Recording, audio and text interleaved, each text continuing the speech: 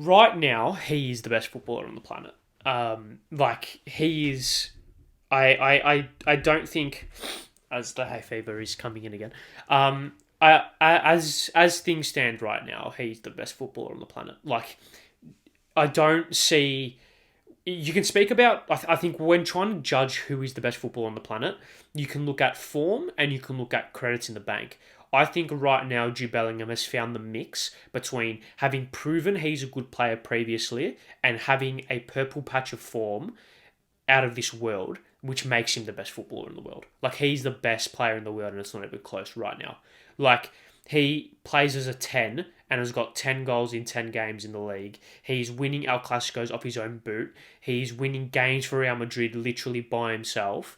To go from to being a centerpiece at a relatively not massive club. So from going from being a centerpiece at a not massive club, but still a pretty big club in Borussia Dortmund, to moving to the biggest club in the world for over £100 million, and to continue being that centerpiece and continue performing at that level, he is unbelievable. He is just freakish. That first goal on the weekend. To do that in your first El Clasico, away from home, with the spotlight of the world on you. People were watching that game just to see whether or not he was going to perform. And for him to do that off one touch wallop from 35 yards, mate, it's unreal. It is unreal. He's up there now in the conversation for me in terms of when you're talking pound for pound best footballers on the planet. I still think if you want to bring anyone in to your football club, it's probably Mbappe just because of what he offers, in terms of just ruthless goal scoring, and same with Haaland. But Bellingham's now in that sphere. I think right now he's the best footballer in the world, and if he can maintain this level of form for the next 6, 12, 18 months, obviously not the same because it's probably unreasonable, but if he can maintain this similar level of form for the next year and a half, he will be undoubtedly the best footballer on the planet. It's freakish what he's doing right now. He's got 10 goals, like I said. He's got 10 goals in 10 games in the league with 2 assists. He's got 3 goals and 1 assist in 3 games in the Champions League. I just don't get it. I don't get it. He's so good. So good. And it's interesting to see. It's interesting looking at him and trying to analyze him because he's what? Does FontMob say his height? He's 180 centimeters, right? So he's quite tall. He's not 190. He's not sitting at 6'4", 6'5", but he's what? 180 is what? 6 foot, give or take, 6'1" maybe. Maybe a little bit short, maybe 5'11", who knows? But he's still, he's forget about looking at the numbers. When you watch him play, he's got a physical presence about him. He's quite tall, he's quite lanky, he's robust in a challenge, he can really push his weight around. So that would lean a lot of people to assuming he's a number 8 or a box-to-box midfielder, very combative, but also has the technical ability to pass the ball around, to get forward and to impact in the final third, etc. But Jude Bellingham plays more like a 9 than an 8. I'm not saying he's a 9, but he plays more like a number 9 than he does a number 8. Which kind of means that he's a 10, and that's the point I was going to lead to. He's a 10. He's a true number 10. And I think he can play as an 8. I think we saw maybe with England at the Euros, at the World Cup, that he did play slightly deeper. Obviously because they wanted Saka to come inside, they wanted Kane to drop a little bit deeper. So if you did play Bellingham as that 10, it would congest that area quite a lot. Congest that area quite a lot. You know what I mean? It would make that area quite congested, and it would people run into each other, could get in each other's space, etc. Right?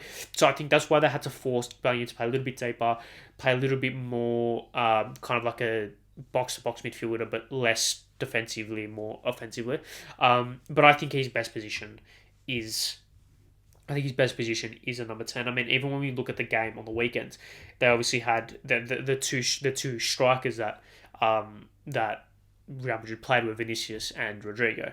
So 2 players who traditionally are wingers, 2 players who like to use their pace to get into the channels and even have the ability to go really wide and then cut inside using those diagonal runs and that kind of L-shaped run coming in from the byline, which allowed Bellingham a lot of space in midfield and a lot of space floating in that kind of zone 14 area, just outside of the 18-yard box where the D is. So I think allowing him to have that space, allowing him or giving him the license to basically just do whatever he wants in that area, I think is so valuable because he's a freak of nature. Like his technical ability for someone that size is unreal. His mentality to just take it on. Like who goes for that for like his first goal? Who takes that shot on? Who does that in their first El Clasico at 20 years of age with the whole world looking at you? You just don't want to make a mistake. You just don't want to stuff up. You don't necessarily have to play exceptionally. You just don't want to stuff up. And yet he does that. Like it's unreal, freakish. But yeah. I mean, if we're looking at his games, like he's got like for Real Madrid, he has scored in his last 1, 2, 3, 4, 5. He's scored in his last 5 games for Real Madrid. It's in all comps, I should say. It's just insane. Like it's freakish. So yeah, I just wanted to shout out Bellingham because he's just unreal footballer. England are so lucky to have him, and for God's sake, don't fuck him up. And I'm actually happy he's gone to Real Madrid and he didn't go to Lucky United. I think it works. It just works. Him at Real Madrid works. He also looks great in that kit as well. But yeah, I think he's the best footballer on the planet right now. It's not even close, in my opinion. So yeah, that's kind of all I wanted to speak on for Jude. I think he's exceptional footballer that doesn't get the credit he deserves because he doesn't play. Like if he was doing this, if he had scored 10 in 10 in the league for United or for Liverpool or for City or for Chelsea or for Arsenal or even for Spurs, it would be oh my god, he's the best thing ever. He's better than Messi, better than Ronaldo, better than Pele, all of them, right? The hype around him would have been insane. Just because he's playing in Spain, he's playing in a farmers league, even though Spain is quite a competitive league. Just look who's top of the table in Spain. Fucking it's Girona. Or they're now second, but like they're equal on points with Real Madrid. Fucking Girona. So it is a very competitive league. It's not a 2-horse race like it once was, or even a 3-horse race. Like Girona are up there, Real Sociedad are pushing like there or thereabouts. But so it's not a farmers league, right? Like other leagues potentially are. And I think it's one of the leagues that has a little bit better football, I would say.